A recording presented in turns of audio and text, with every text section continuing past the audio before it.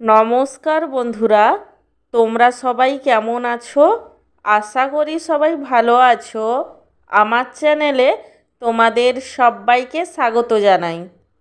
আজকে আমার লাঞ্চের থালিতে কি কি মেনু আছে তারই ভিডিও তোমাদের সাথে শেয়ার করব।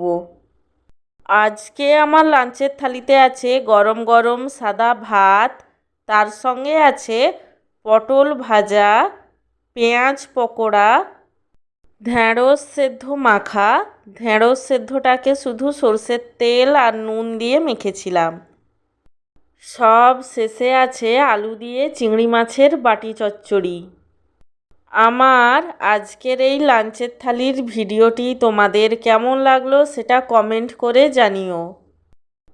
আর ভিডিওটিকে লাইক এবং চ্যানেলটিকে সাবস্ক্রাইব করতে একদমই ভুলো না। সব শেষে তোমাদের সবাইকে জানাই আমার তরফ থেকে অসংখ্য ধন্যবাদ ভিডিওটি দেখার জন্য।